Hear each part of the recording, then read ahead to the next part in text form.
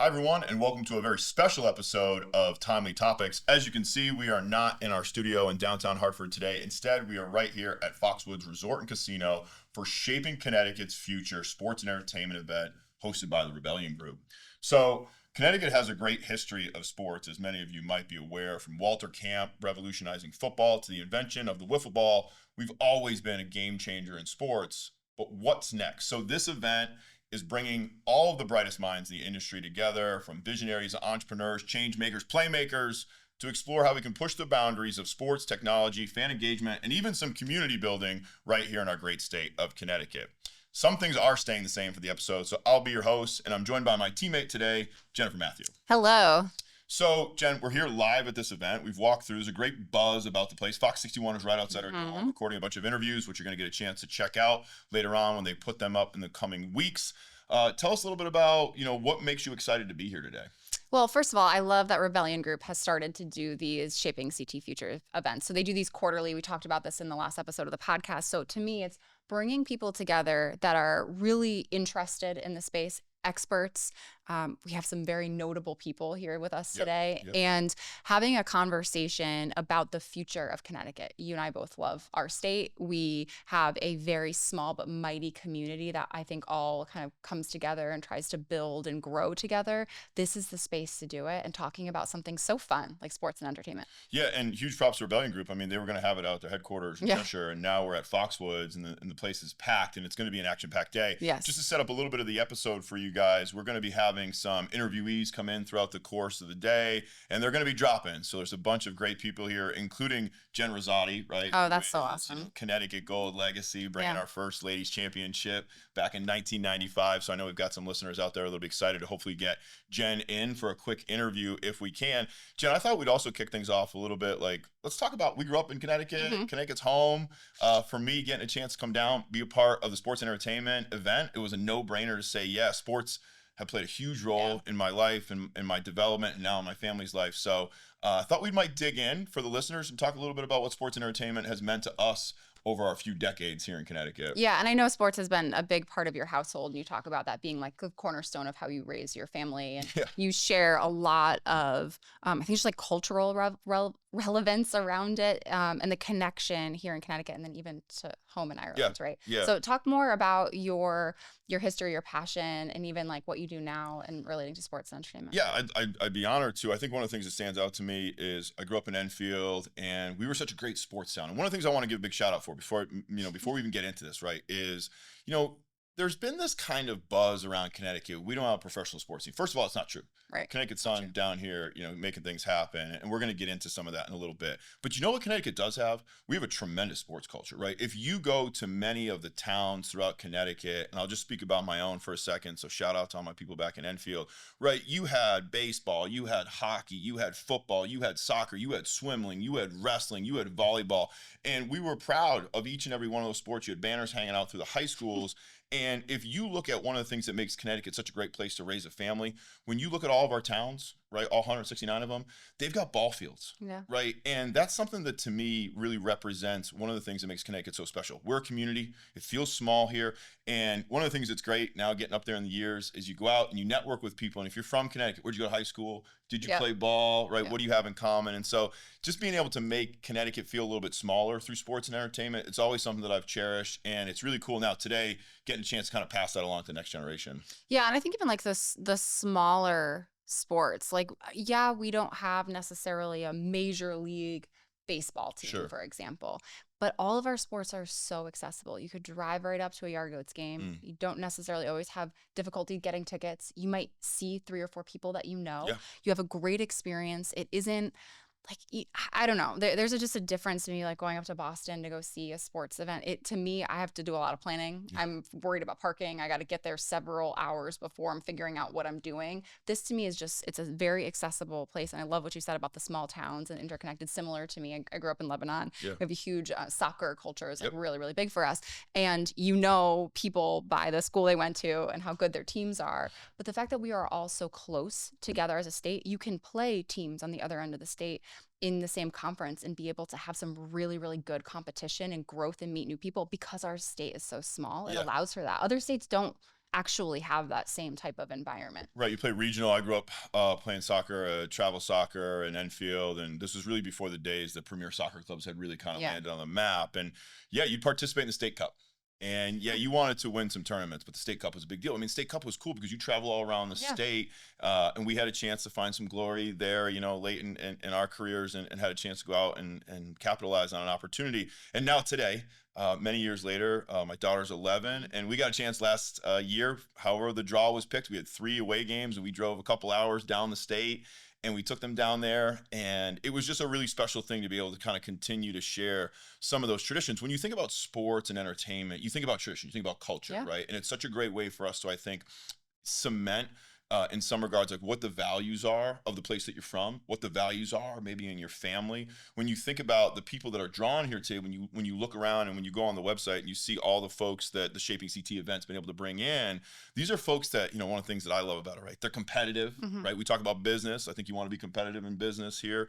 And they're also, they have a tendency to be very driven, right? Very loyal and committed to their clients, their customers, their vendors. And so, you know, sports, it's so great, like you said, to see this coming together, because I think it's been overlooked in the state.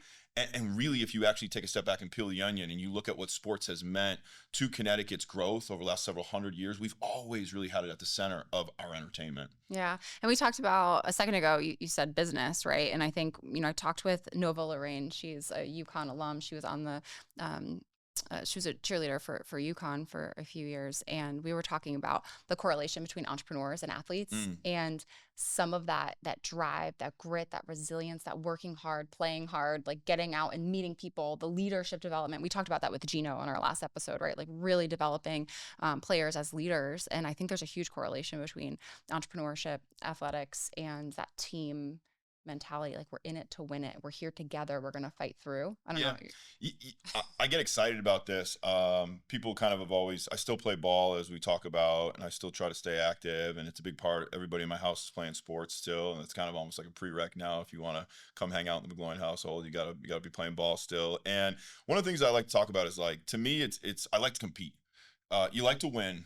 You're probably in your career, you're probably going to end up relatively probably losing more like games. If you play enough games, you'll end up losing games. If you do business long enough, you're going to be dealt some losses.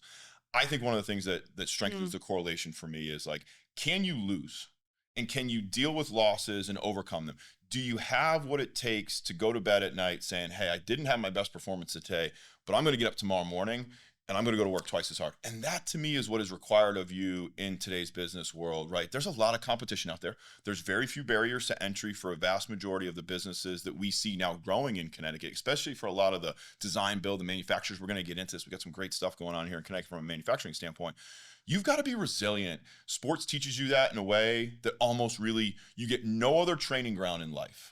Right? You know, if you're in school, you can do as many modules as you want. You can do all the practice tests. But sports, you walk off the field a winner or a loser, right? And to be able to walk off a loser and to be able to come back from that, I think that's what makes it such a great leadership coach in a way that really almost no other program, no module in the world can really teach you that.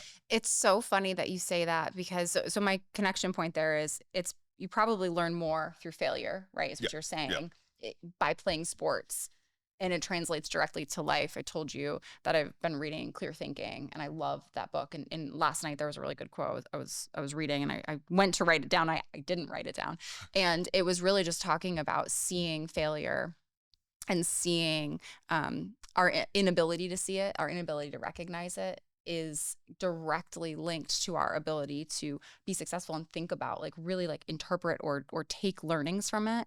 And it was just such a good piece of information. And I love that you tie that into sports and, like, how we're learning and growing from that. So let's change gears here a little bit, because I can talk sports and leadership all day, and maybe that's exactly what we'll do. You know, that's maybe what we'll do. But let's do this. Let's have a little bit of fun. We grew up in Connecticut. Are we not having fun yet? Well, we're having fun, but let's have some more fun. Let's talk about fun things to do in Connecticut. So it's not just sports here today. It's sports and entertainment. We're down here at Foxwoods Resort Casino, right?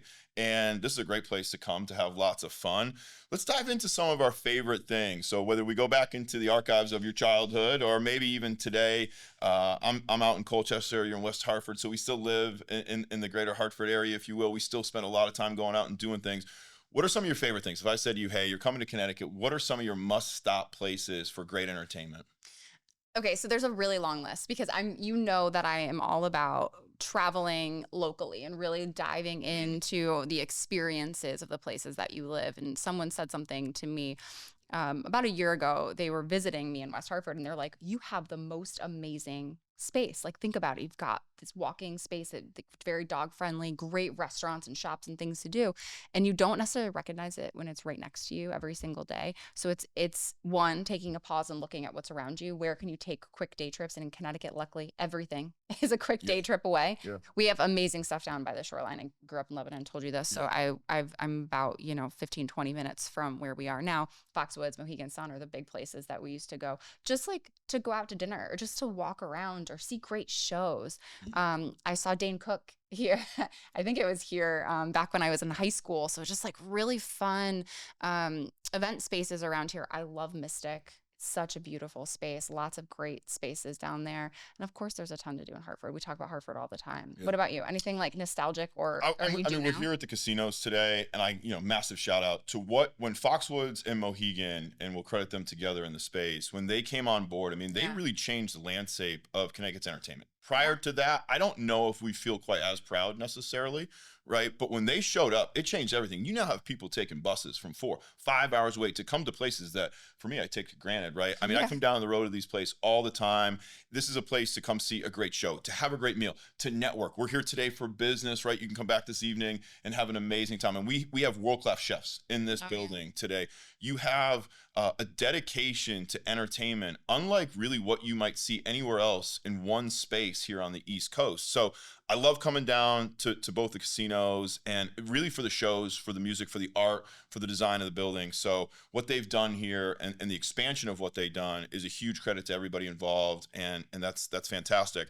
Kind of moving along those directions, one of the things that we would have grown up with, we used to call it the Meadows. Right. So anybody that's maybe a little bit older might refer to it as the Meadows. People now know how old we are based on that. Thank you. But Xfinity Theater is such a great spot. I mean, there's nothing better than going out and seeing a summer show, sitting on the lawn, like whatever your music tastes are. One of the things that they get huge credit for is they'll bring almost every range of show in there throughout the entire summer. And it's fantastic to see the diversity of content that they do bring in there. The work they've done with Yard Goat Stadium has obviously been mentioned, right? They're winning the awards. It's a really cool experience. You talk about walking in there, 3 or 4 people, you might see your whole neighborhood, right, in one night. And I think that's one of the things that for those of us that live and breathe and love Connecticut, there's something special. And even when you're in Bradley Airport, because they're a gateway to our entertainment, if you will, and for many people coming through, you got to love, any of our places that you go to, and you just feel like when you're in the state, you feel like you're home, you feel like you've got family around you, and that's something that's really special. The last one I want to transition to is UConn, right? So the University of Connecticut.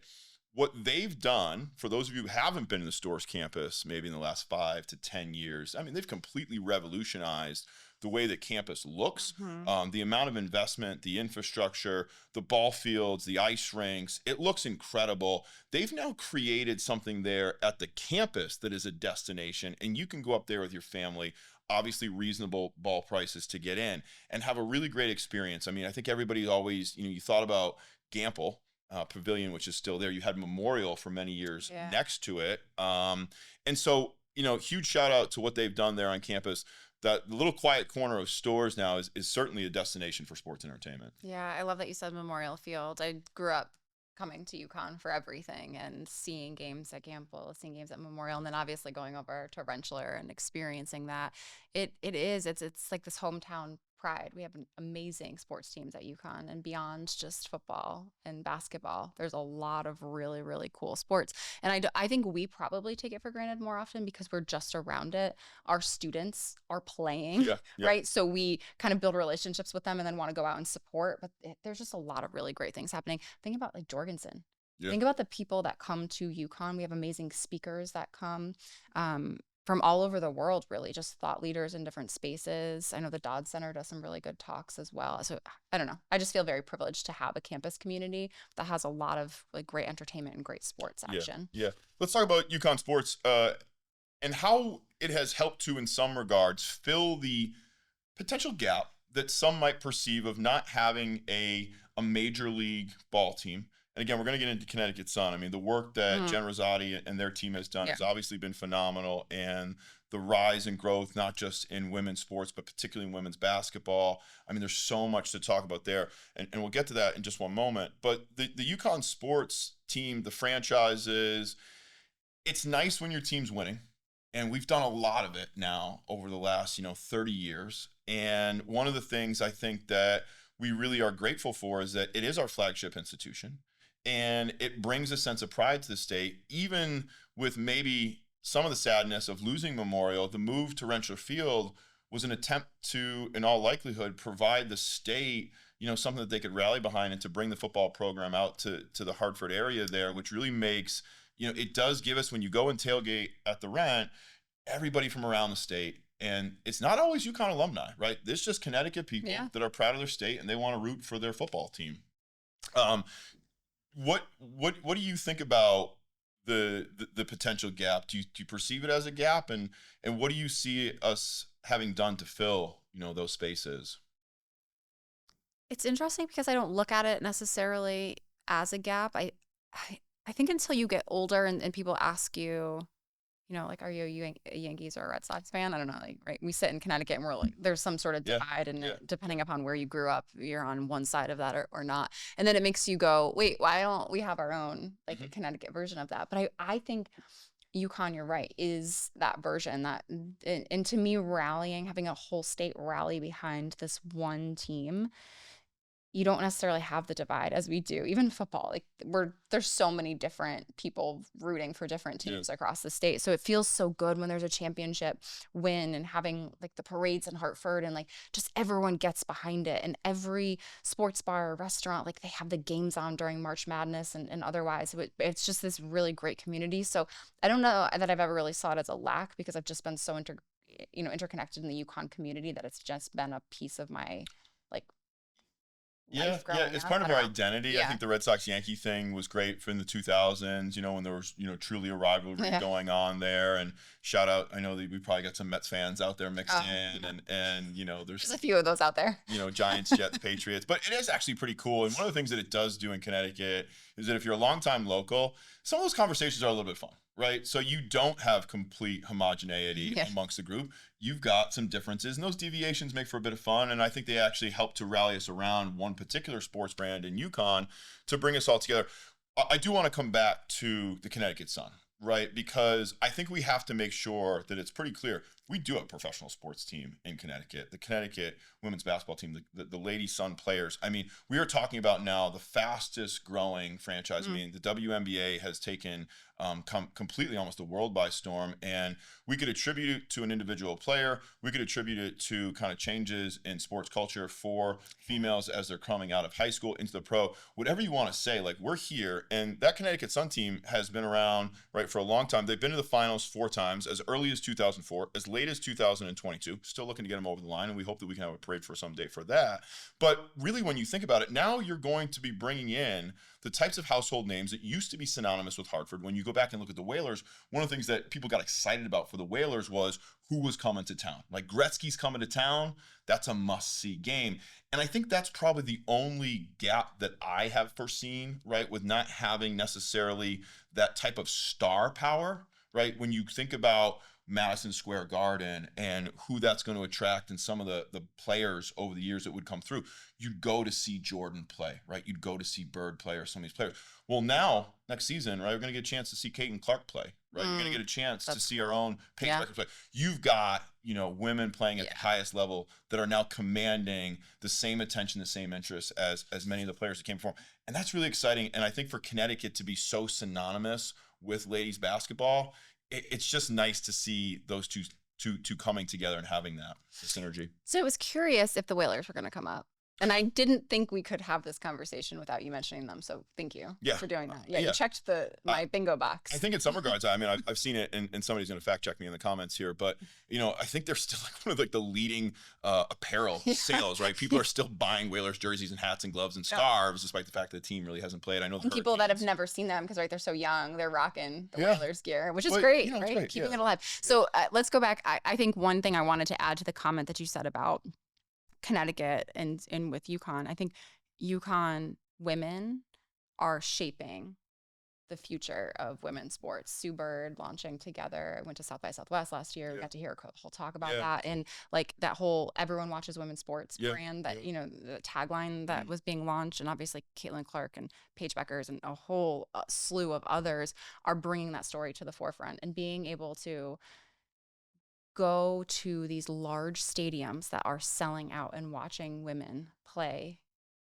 It's so amazing to see. I, again, grew up in Connecticut, so I was privileged to have very good women basketball players to watch, and the Jen Rosati's, Rebecca Lobos, like the ones that I watched and was just like, wow, I want to aspire to be these people, because you even just got to know them. And again, like growing up on campus, it's just such a cool thing to have Connecticut part of that conversation, just from those people that have brought it to the forefront. And it has a massive trickle down effect. So I talk about my daughter is in love with basketball right now, and we're really. Does she love UConn basketball? Of course, right. And it's interesting because I think when you do grow up in the culture, like, you know, we weren't definitively a basketball home. I talk about playing Gaelic football, and I'm going to get to that just in a second to touch upon the growth in female sports and where you're seeing it across the board. Yeah. But it's really interesting, like the buzz around the ladies basketball team and her love of basketball, which I'm sure is probably so true for a lot of little girls in the state that are growing up around this. And all of a sudden she says, hey, I really want to get into this. And so we just went out, we're playing for the Storm. So shout out to the Storm team, and that's her team. And they're playing. And one of the things that when you show up to the tournaments now, you're seeing, you know, a huge number of girls teams, right? And in fact, the Storm, and just to give the shout out, they had started originally just as a girls AAU program, right? And then actually expanded into bringing boys teams in, right? So we've been here, right? I think Connecticut's kind of been there. I want to give a shout out, right, to CPTV. If you don't have CPTV showcasing many of those early women's basketball games to get women's basketball on TV, I don't know if necessarily we get to this peak as quick as we do. That was huge, right? And that's how I used to grow up, watching it on the local station, CPTV, bringing the games in, halftime, having a draw. You'd give your $50, you'd get your UConn scarf.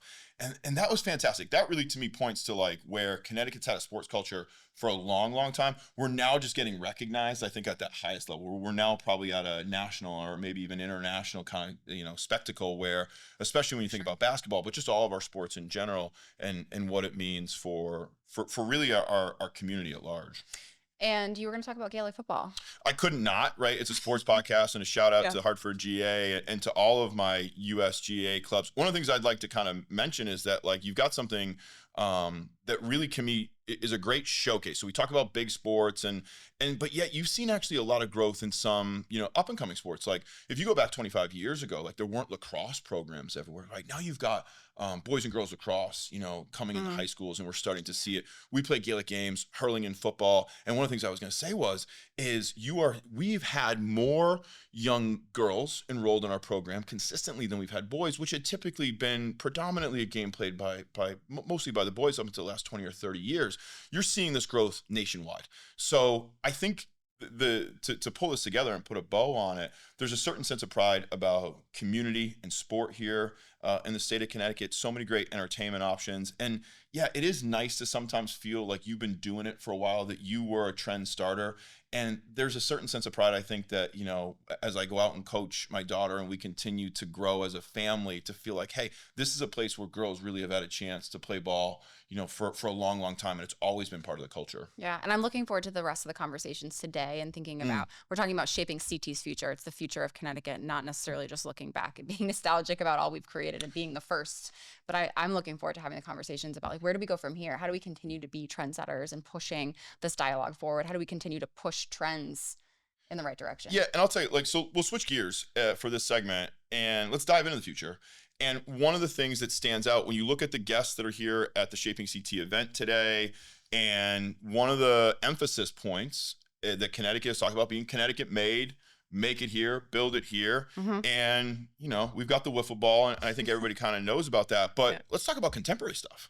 So if you're a fan of Major League Baseball, there's been a lot of conversation recently about torpedo bats, right? And so I did a little research. Torpedo bats from Tater Bats, and they're here today. So you've got a Connecticut brand. You've got a Connecticut guy, founded a company, making them out of his garage, and now on ESPN or every other talk show space, we haven't gotten into ESPN being here, right? Any other talk show space, they're talking about something that we made, and that's really cool. But you've also got, we haven't gotten into, again, other sports. You've got Princeton Carbon Works making some of the best bike equipment in the world for top class athletes. That's coming out of Connecticut. So what stands out to me for the future is that we are not reliant on just getting a major league ball team to show up and hunker down in one of our cities.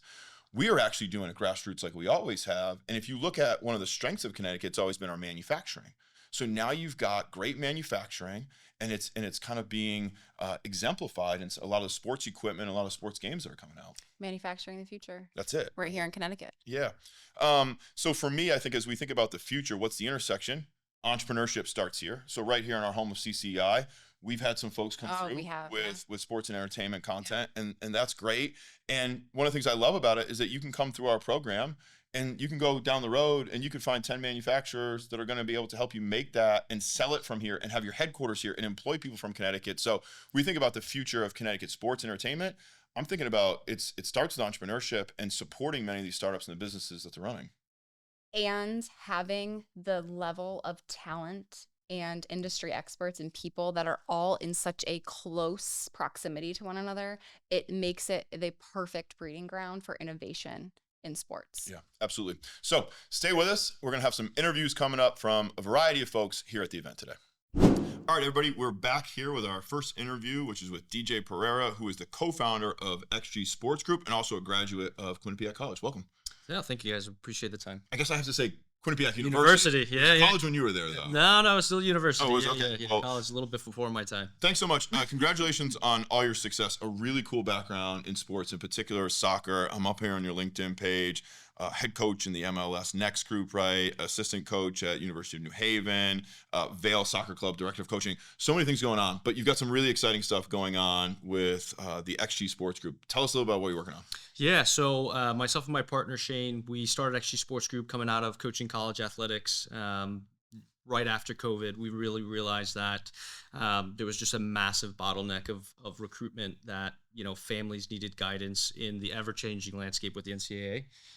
So we started the company. It's been awesome working with families and helping kids navigate their college recruitment journey. Yeah, we were talking a little bit earlier about like NIL and how that's impacted things. And you talked a little bit about, soccer may not necessarily be in the big money yet, but there's still such a big opportunity for young people to go play at the collegiate level as you did. Can you talk a little bit about what you learned from that experience and what maybe you are trying to necessarily impress upon the families that you're working with? Yeah, I mean, when I was recruited, it was just a completely different method in terms of the way that, college recruitment was navigated. And even as a college coach, how we recruited is completely different now. I mean, everything's very much digitized. Everything's very much online. And so the way we work with our athletes, and especially in this decade of, NIL and the growth of it, is how can they market themselves and really create an opportunity for them to almost build a resume and profile that will be, an opportunity for business to invest, but also universities to really come after them, from a sporting perspective. Yeah, so great. We talk about building brands often, and of course we work with our startups building brands, but even when it comes down to individuals, right? Today we're in an era where I think each individual needs to have their own personal brand. I think you have to be a thought leader. There's so much opportunity now for young people. There's no barriers, right? You can have your stuff, your content can be out there. You can get great exposure. Mom and dad making the highlight reels, probably working with you. Talk to us a little bit about what are you seeing as some of the contemporary trends that are obviously different than when you were being recruited, but what are some of the contemporary trends that we're seeing in the marketplace that that you're advising young people to be thinking about as they're trying to build that personal brand?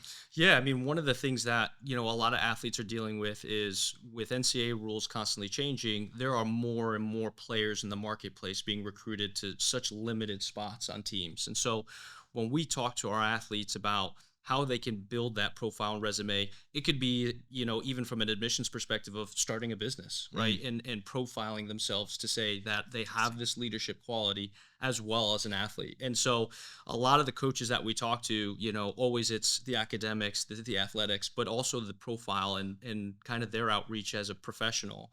That's a huge factor in their recruitability.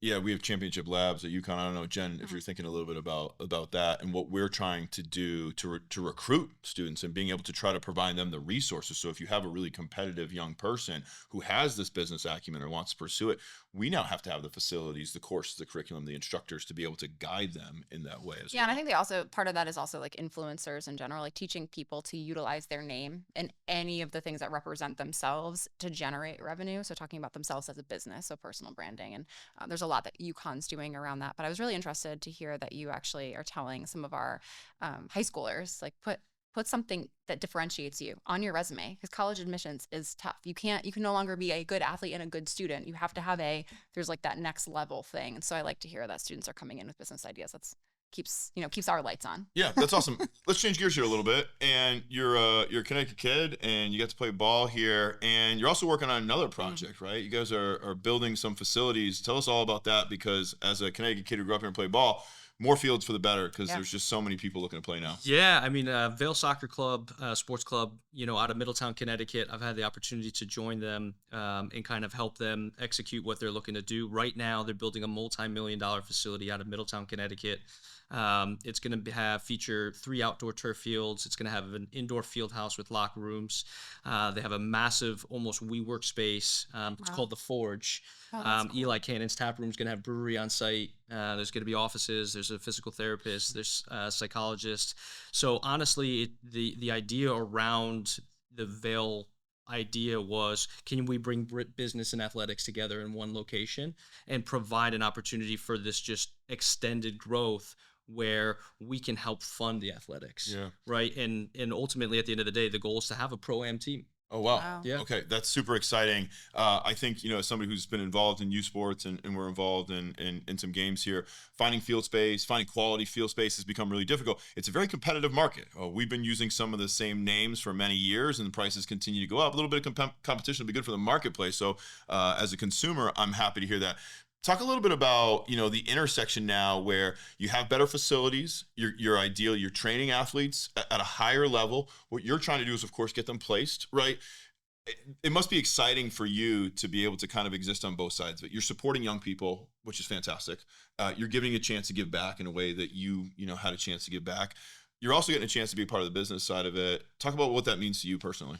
Yeah, I mean, honestly, like Zach and the group there have been amazing mentors in terms of how we understand the correlation between people that want to be involved in sports and financing it ultimately, Mhm. right? And Yeah. youth sports in the United States in all sports in general have become a billion-dollar industry. Yep.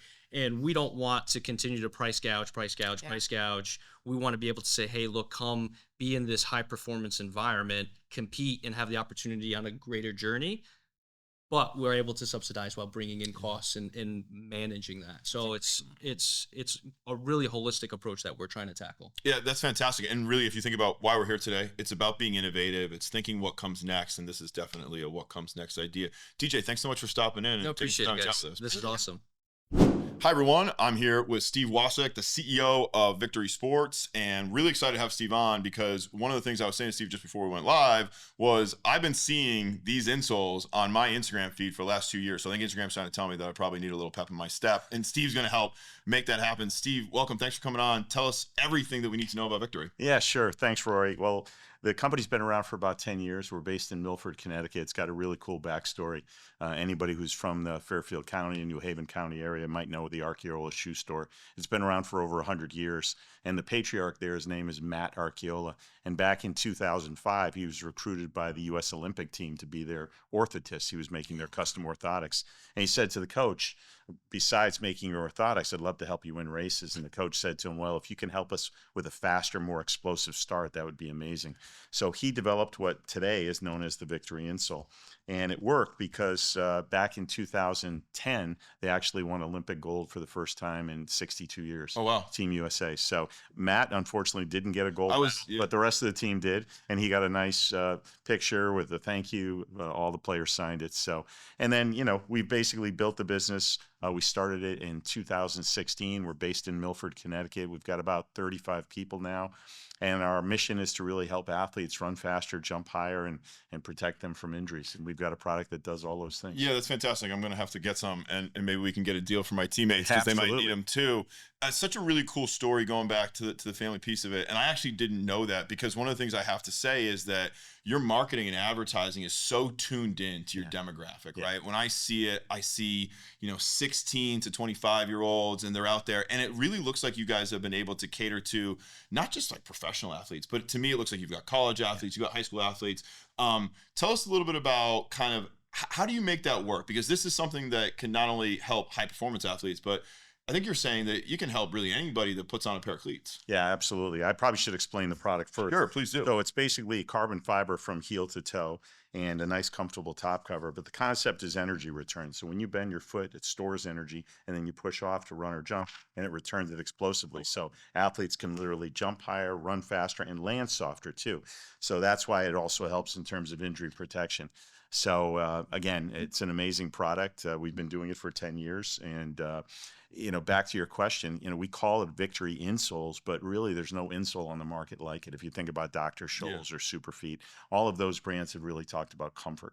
You've got pain in your foot, get a nice, soft, cushiony product, and that's how insoles have been sold. Matt has taken a passive product and turned it into dynamic. So again, it stores energy and returns energy. So our customer base, unlike, Superfeed, Dr. Scholl's, which is the over 40, over 50-year-olds, our customer base is mostly under the age of 25. Wow. So about 85, 90% of our customers are young athletes who want to perform better and want to stay injury-free. Yeah, stay injury-free, so they don't need the other set of insoles exactly going on later in life. I know that Victory Gear has also kind of expanded to some other bits and pieces. I was on the website last night, and I was looking at, and it's not just insoles now. You're doing a few other pieces as well. Yeah, we've got some great products. Again, Matt is a very entrepreneurial inventor, and he's come up with a couple of really unique patented products. One is a propulsion sock, which is a compression sock, but it's got power bands built in the back, so that when you put it on, the front of your foot is pulled down. So when you go to walk or run, it literally springs you forward, gives you a little spring action. Another product that I think is super cool is recovery footwear. So clogs, we have slides, and what's unique about it is a much softer footbed than most of the other, like Crocs or Cane or some of the other products out there. And then our product, I don't have one with me, but our product actually has a carbon fiber plate built into the base. So it gives you more stability, more support. We work with a lot of NFL, Major League Baseball teams. The athletic trainers are super excited to see that, because they don't want their athletes who may have foot or lower leg injuries walking around on something that's like a sponge. They want that stability. Yeah, 100%. This is so exciting, I think, for anybody that's watching or listening that hasn't had it fill up their social media feeds. Where do you recommend, like, what's the best place to actually go and to purchase these insoles if you were thinking about doing that? Yeah, the best place is victory.com. And if you come to our website, sign up with your email or with your phone number, you'll also see the promotional activity that we do. You'll get special deals, VIP offers for a discounted price. This is a premium product. So it's $149 a pair because of the carbon fiber. Again, it's not just a thin piece of foam. I think most athletes are surprised when they take out the thin piece of foam in their cleats or in their basketball shoes, and they realize that's not really doing anything for them. So our product is giving them that energy back when they push off. Yeah, I love this. I've had custom orthotics in my cleats now for the last several years. They make a huge difference because, as you said, you pull the thing out and you're going, this thing's not going to protect me. So I definitely anecdotally can say that this has got to be the next step up, and that's really exciting for athletes out there. There's just so much. I mean, this is just a no-brainer for anybody that's out there playing with it. Yeah, the other thing to mention, Rory, is that for people who say, geez, that's a lot of money, I don't know if I can invest, we offer a 90-day, no questions asked, money-back guarantee. So we know that, again, there's no other insole like it. We want to give people a chance to try it, basically risk-free. Yeah, and I would imagine that these probably last how long? Maybe several years? I mean, it depends. Carbon fiber, right? Yeah. Maybe how much I mean, I've been wearing mine for 3 years, but a guy like, Nick Chubb or Jonathan Taylor or Jahmyr Gibbs. Oh, wow, cool. Those are all our spokespeople in the world of football. Yeah. I mean, they'll go through them in 6 months, 9 months, because they're putting a lot more force into the ground than I am. Yeah. Okay. Good to know, right? Because and I'm assuming you can swap them out if you've got different seasons. Pull them out of your cleats and put them in a different pair. And exactly. The other thing I should tell you is that it's customized. So we have different top covers for different shoe types. So you're a soccer or Gaelic Yeah, football sure. player, Yeah. your shoes probably fit much more tightly Yep. than a basketball shoe. Yep. So this is the product for the basketball shoes. It's 6 millimeters thick. For a soccer boot, it's 2 millimeters Very thick cool. because those shoes fit very tight. And the other customized aspect is the carbon fiber plate. So we have different plates based on the size of the athlete. A 300-pound nose tackle needs more energy, more spring strength than a 100-pound cheerleader, for example. Yeah, love it. I love the fact that it can just range. It has application for anybody. It's a no-brainer. Let's bring this home for a second. We're here at the Shaping Connecticut Sports Entertainment event. You're a Connecticut guy, born and bred. You're back in Connecticut now. You've traveled the world. You've done some amazing things. What does it mean to you to be part of this company, this movement here in Connecticut, having traveled the world and worked for so many companies, but to be back here doing this? What does that mean to you? Oh, it's really exciting. I grew up in New Britain, Connecticut, went to UConn, had a chance to work for, multinational companies like Chanel and Cadbury Schweppes, had a chance to live in Paris, live in Zurich. But I did come full circle back to Connecticut, and these are my roots. These are my people, so to speak. And I love the fact that we're part of a family business now, and it's taken us. We kind of internally refer to ourselves as a 10-year overnight sensation, Sure. because there's been ups and downs. With the COVID and selling into team sports, that being shut down for close to 2 or 3 years. So it's really refreshing to know that we've survived that period. Now we're definitely on the upswing. I mean, our business grew at about 150% over the last 2 years. So people are discovering the product, and that's super exciting and gratifying. Yeah, and we got people in Connecticut. We're putting people to work, and we're putting Connecticut on the map, and that's really what today is all about. Steve Wasik from Victory Gear, thanks so much for stopping in and telling us your story. My pleasure. Appreciate it. Thank you, Roy. Hi, everyone. We're here with Jack Becks, the founder of Make Your Own Legacy Academy. Jack, thanks for coming on and chat with us. Tell us everything we need to know about your agency. So I'm a former Division III athlete, first of all, and in this Wild West that is the name, image, and likeness era, I found a stark difference between the opportunities that are presented for Division I athletes and Division III student athletes like myself. As I began to build my brand and sort of create my own story, I had student athletes reaching out to me saying, "How did you do this? Could you spit a little game? Can you share a little bit of your knowledge?" And that's when I realized, if I wanted to leave a lasting mark on this NIL ecosystem, I had to be the change that I wanted to see. So I founded the Make Your Own Legacy Academy in the August of 2022. And we are a first of its kind name, image, and likeness education solution founded on the basis of helping every smaller market and underserved student athlete fully realize their true NIL potential. To date, we've serviced over 60 plus student athletes from across the country, competing at every level of NCAA competition in 9 varsity sports, I want to say. Really exciting stuff. Congratulations on your success. Thanks very Congratulations on your recent master's graduation as well. That's fantastic. Appreciate it. We were talking earlier in the segment about how Connecticut really represents an opportunity for, people of all wide varieties playing a wide variety of sports. And I feel like you can really relate to that, right? That it's not just pro ball players here necessarily that are coming through Connecticut, but we have all sorts of sports and an opportunity really for everybody to come out and play. That's really what you're doing. Make your own legacy. Let's talk a little bit about that for a second. When we think about personal branding, when we think about what that means in the NIL space, what does it mean for you to help others to create their own legacy? Well, legacy is a super important thing to me. Being in my family lineage, I'm actually adopted. So understanding the type of impact that comes with taking on a new family name and at the same time kind of having another piece of you that you're not fully familiar with. So legacy is something that gets me out of bed every single day. Like, how am I going to add to my legacy? And within the realm of football, of course, there's a lot of motivators that play into it. Like, you want to leave your name in the yearbook or in the record book, of course. Yeah. You want to leave your name in the conference, title, championship trophy. But once life continues after football, what is your legacy going to look like? And I think that's a lot of what we play into at the Make Your Own Legacy Academy, because we recognize a lot of the athletes we work with aren't going to be playing professionally. And so preparing them for life after ball, putting them in the best position possible to succeed. And again, I'm not an agent, I'm an educator. Yeah. So I use the resources that I've gathered during my tenure as an NIL student athlete and just kind of pass that on to the next generation and leave it better than I found it. Let's get into specifics for a second. You had the experience, you lived it, you're working on building your own legacy, you're taking your lessons, you're curating them, and you're making them available for the next generation.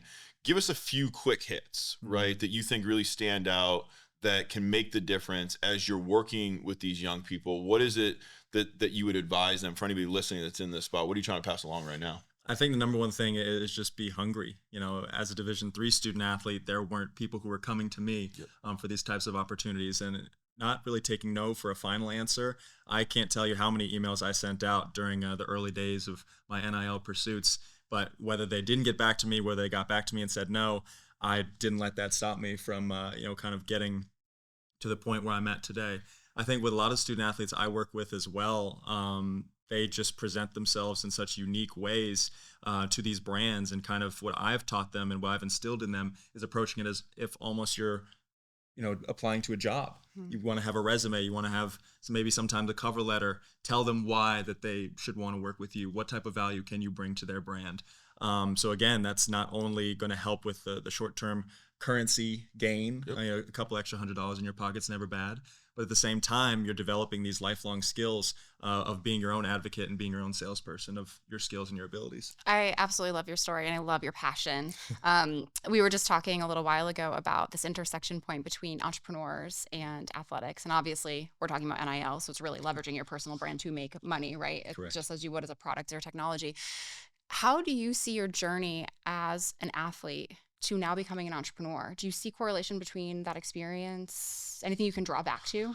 Most definitely. I think every athlete in their careers, they faced adversity, whether it be they didn't get maybe the roster position that they wanted, or injuries, specifically in my case. Of course, my senior year, I unfortunately fractured 2 separate fingers in my left hand, and I had to move from wide receiver to defensive back.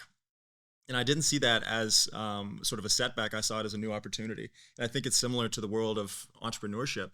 You're going to get told no, again, kind of calling back to that. Yep. You are maybe not going to land the partnership that you want, or maybe someone gets in before you and they come up with an idea before you. You just got to read and react. My old football coach, Coach Mills, said the ball isn't round. It's going to bounce every which way.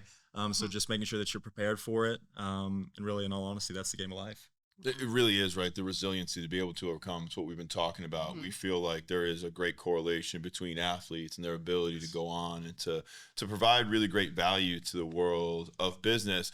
For anybody that's listening right now and they're excited because you feel like, hey, this is a good fit for me, how can they get in touch? And what would be kind of a great next step to want to kind of come forward and see if they're a good candidate to work with you? Yeah, so to get in touch with me, you can either get on my LinkedIn, just Jack Betts, Instagram, J Betts21, I'm fairly sure, or even visit my website, jack-betts.com. There's a little inquiry box at the bottom where all those come to my email.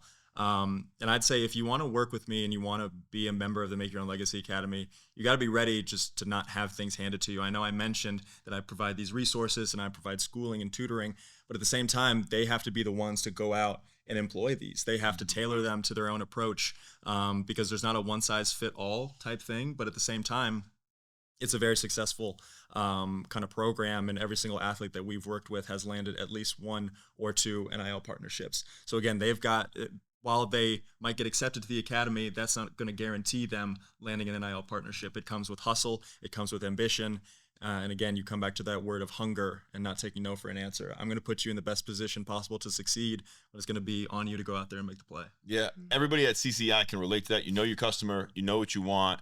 We're rooting for you. Congratulations on all of your success, and we look forward to talking to you down the road. Thanks very much. Thank you for joining us. Hey everybody, back with another interview here, this time with Chris Wilkerson, the founder of 51 Ventures. Chris, thanks for coming on. Tell us everything we need to know about 51 Ventures. Appreciate you guys having me, first of all. 51 Ventures, so we're an early stage venture fund. We invest in pre-seed and seed stage sports tech companies. Our big focus is in data analytics, the way that it relates to fans and the athlete themselves.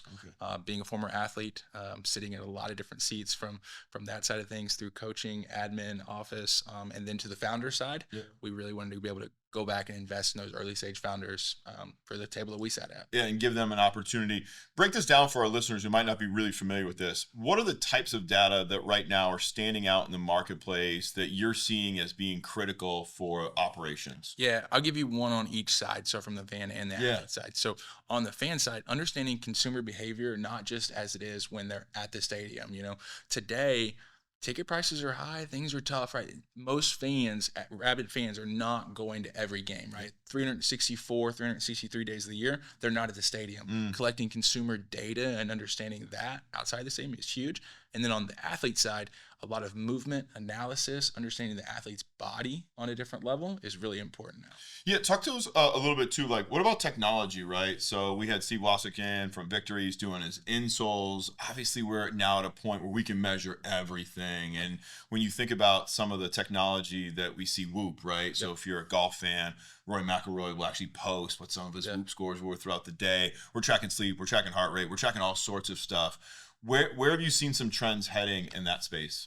I think it's a lot around a general understanding of the way the athlete moves, right? So I think I go back to that about muscle movements and you've seen a lot around concussions right now, which is a really big topic. I think we're getting closer and closer with some of the tech to be able to understand ways to mitigate it, truthfully.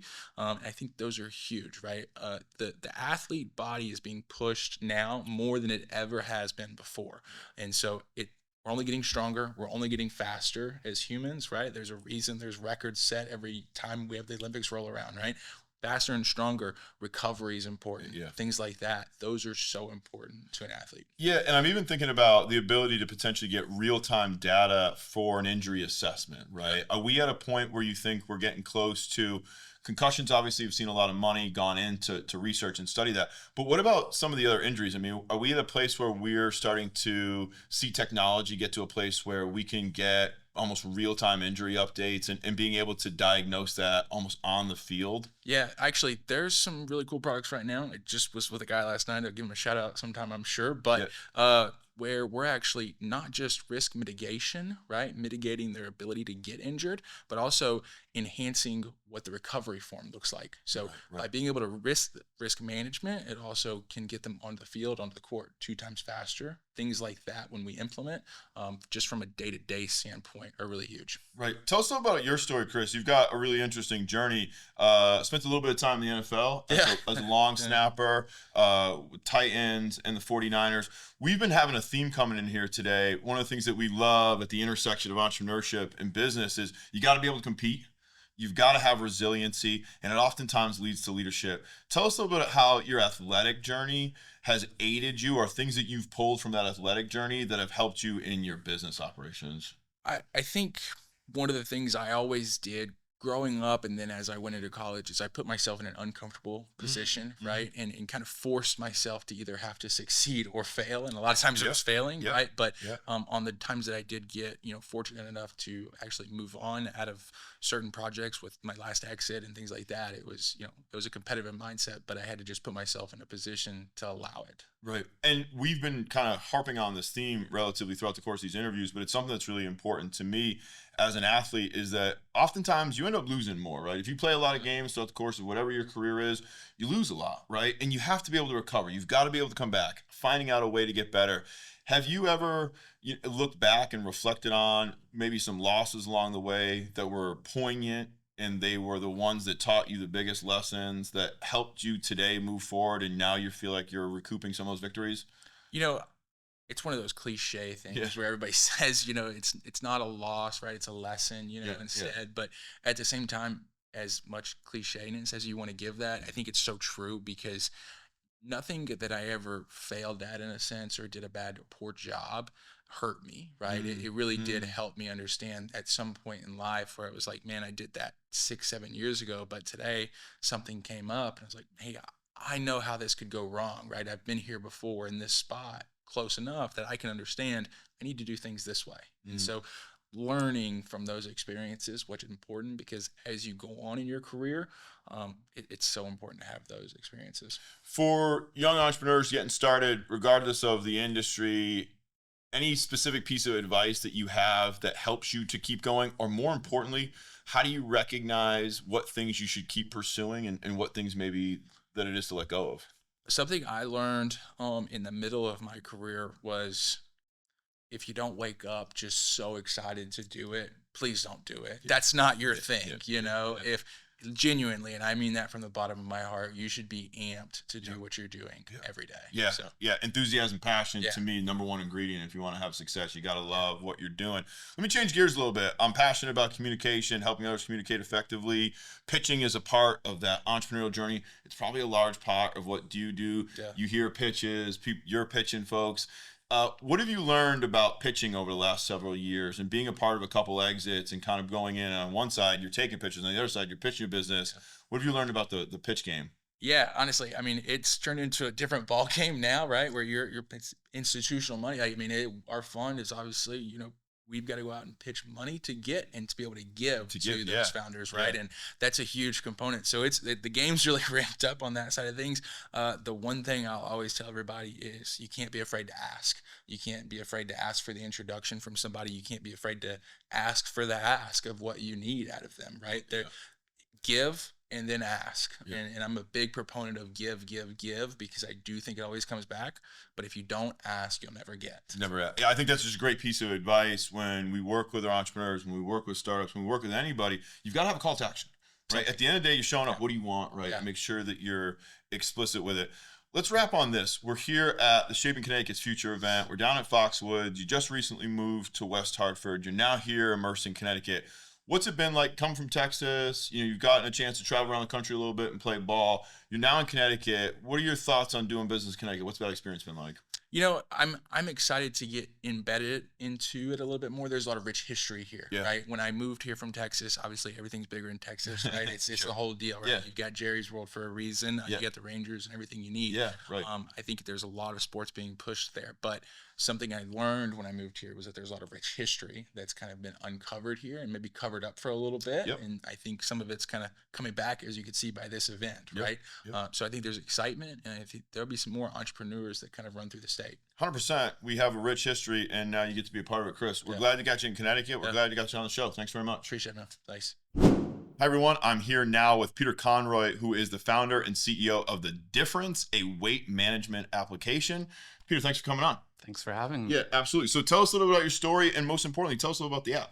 Sure. 160 million Americans struggle with their weight. And so if you're going to do something in healthcare or healthcare advocacy, I don't know if you know the statistic, but weight problems like diabetes, fatty liver disease, high blood pressure, these comorbidities have actually overtaken smoking as the #1 cause of premature death. So if you're going to do something beneficial in the health space, this is a great place to focus. So like 160 other Americans, I have struggled with my weight. And a few years back, decided to do something about it. And I wanted to use some technology. I'm a mathematician. And so when I took a look at some of the apps, I thought, maybe I could build something of my own. So I did. Cool. I built an Excel model. I lost 60 pounds in 2 months. I was exercising and eating right. And I said, I think we can go forward with this. So we built an app and put it out in the marketplace. What would you say is like the core value proposition for the app? If you're listening right now and you're thinking, hey, there's a lot of stuff out there. What are you guys doing that's different that feels like you're kind of separating yourself from the marketplace for success? Sure. Well, the way I like to think about the app is kind of like maybe a Lamborghini. When you look at it, it's really, has sleek lines. It's nicely designed, but you open up the hood, you're not going to want to do the work in there. There's some real complex calculations in there. The first thing that we did to differentiate is we created an estimated weight change for tomorrow. So what that allows our users to be able to do is know with a degree of certainty if they have a weight goal, are they moving towards it or not in real time? But there was a problem. When we beta tested it, some people were doing the right things. They were eating less and they were working out, but their weight was range bound. They weren't losing the weight. So we discovered there was a problem in the calculation of basal metabolic rate. It just uses your height and weight. And you may have heard like BMI, there's problems with biases there. So we carved that out and we came up with an AI machine learning model called TrueBurn, which gives you a much more accurate estimate of the number of calories that you burn. Fascinating. So one of the things that stands out to me is we kind of live and work and play in an economy that's really based on instant gratification, right? I think we now are in a space where we want results, we want to see things.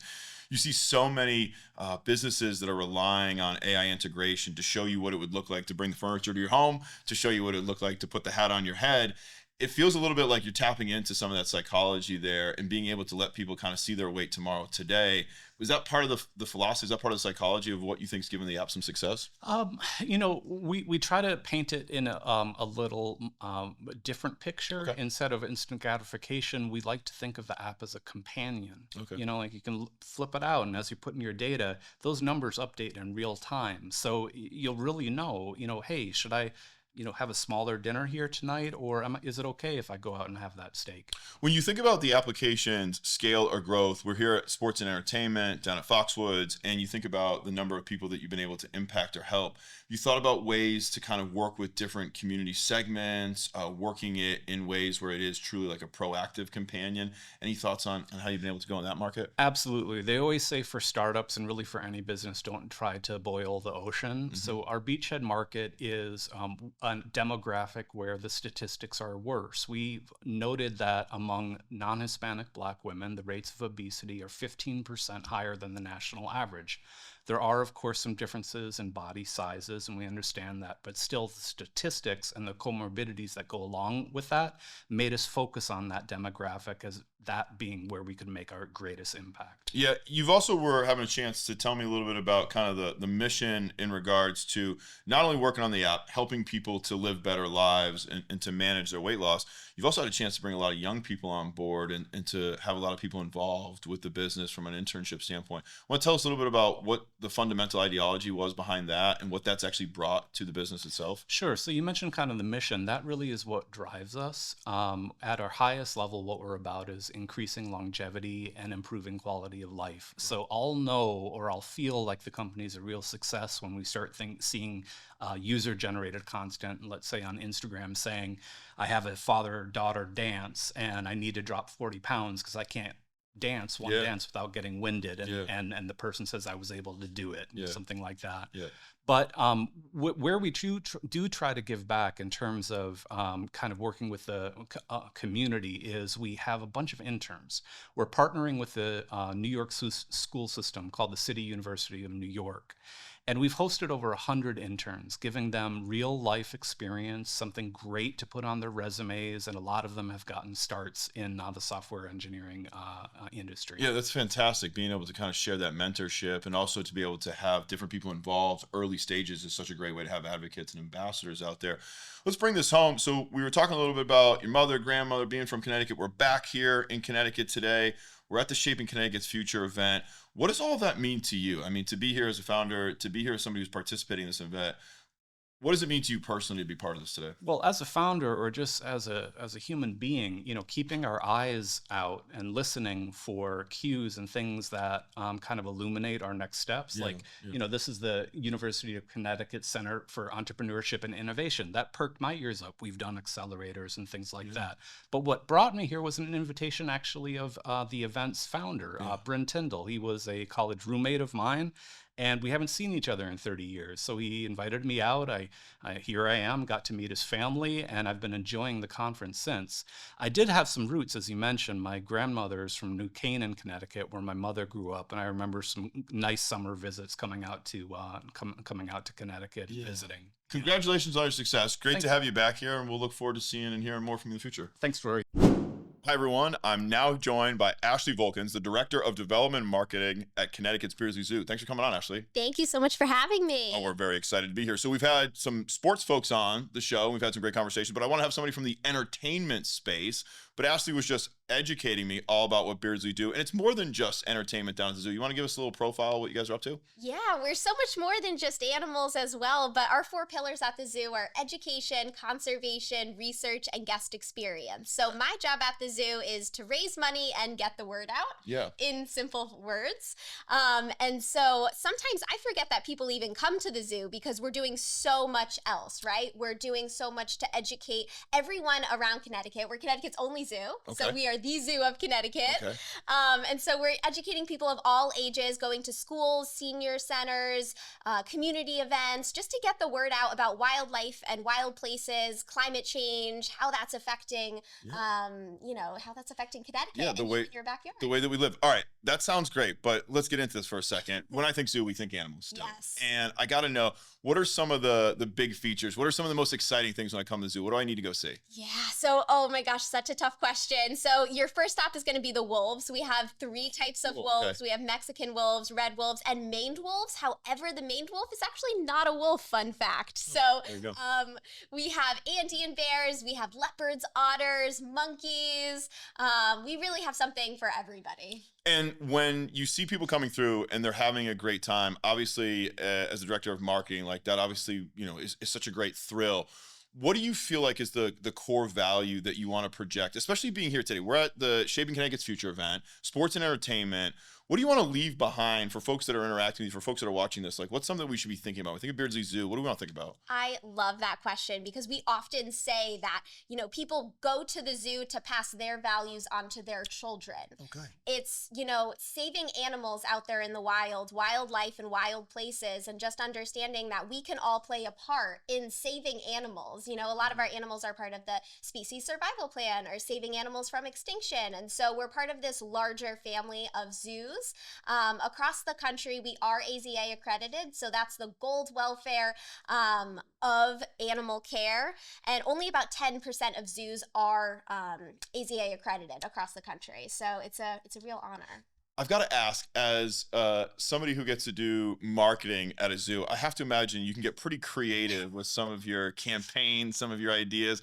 What have been some of the more interesting or fun things that you guys have done to generate interest, to try to bring people down to the zoo, really? Yeah, so I will say one of the fun events, so we celebrated 100 years 3 years ago. Very good. So legacy brand right in Bridgeport, Connecticut. And one of the things that we did just to cap off the 100-year campaign was bring Glow Wild. It's this Chinese lantern festival, larger than life lanterns all across the property. And people loved it. People came from all corners of the state, which, some people like to stick to their territories. Yep. We got great participation from people of all ages. And so we're bringing it back for a 4th year this year. And so that's just something fun, bringing them to the zoo after hours where you typically wouldn't come when it's dark. To see these lanterns, you have to come. Yeah, a little night at the museum-esque, maybe. Yes. For people that are thinking about coming down this summer and getting out with their families, what should we be prepared for a great day at the zoo? And let's start with, like, how long? And I know you're going to tell me I could probably be there all day, but what's a good time span for a visit? Yeah, so one of the things that we love and we pride ourselves on, we have great large zoos around us, but we're a family community zoo. So you can do a lap and you can be in and out in an hour. You could spend more time during the summer. We have free shows. So we have our Sky Hunters in Flight show. We bring in a puppeteer. We have different animal shows in our amphitheater.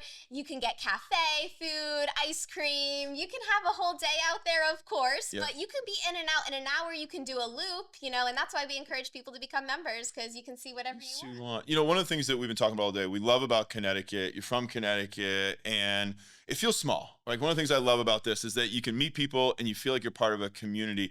How do you find a way to intersect with some of your entertainment peers or the community that are out there, the businesses that are out there? What are some ways that you guys have gotten innovative to try to make the zoo accessible, not just coming to the zoo, but you talk about bringing the zoo to people in some regards? Yes, I love that question too. We have our zoo mobiles that go out into the community. We have 3 right now. And we just like to get out there, and we think of ourselves as a community zoo. We really don't think of ourselves so much as a tourist attraction, although we are. Yep. And so we like to just get out there and partner with people. And I think one of the things that I like seeing in the landscape change of nonprofits, especially in Connecticut, is that we really are working together. And I don't think that was always the case. Growing up, it was like nonprofits are for their mission and we're going to be for our mission and not help each other. But I really see that landscape changing. And that's something that's excites me because I love what they're doing and they love what I'm doing, and let's just be passionate together. Okay, let's use that as our segue to kind of bring this home. We're at the Shaping Connecticut's Future event, sports and entertainment, right? Maybe we can get some of the animals playing sports. That's a big idea. What are some of your big ideas? What do you see as being necessary to help keeping that trend move forward? What is it about Connecticut that excites you? What is it that you're excited leaving here today, having been able to demonstrate or work with people on? I think this event is such a launch pad for events such as that. I was talking to so many people today, and so many people who've lived in Connecticut their whole life, just like me, and I've never met them before. Right. So it's just about having those conversations, bringing people together, that face-to-face interaction. I think we just need more of that, and I think events like this can just catapult that relationship forward. So just keep going to Shaping Connecticut's future. Yeah, and go to the zoo this summer. Come see Ashley and all of the wild exotic animals that they've got there. So exciting, so much fun to have somebody from the entertainment space. Job well done, Ashley. Looking forward to getting down myself. Thank you so much. Can't wait to have you. That's our show. Huge thanks to the Rebellion Group and everybody here at Foxwoods Resort Casino for hosting us at the Shaping CT Future event. Sports entertainment, they knocked it out of the park, Jen. The discussions, the people, the ideas, everything that was shared today was really, truly inspiring. And I'm really excited that we have a seat at the table and trying to push innovation in sport and entertainment here in Connecticut. Yeah, 100%. Getting to play our part, come down to the event. Thanks very much. We look forward to seeing all of you at an upcoming Connecticut sports or entertainment event, hopefully sometime soon.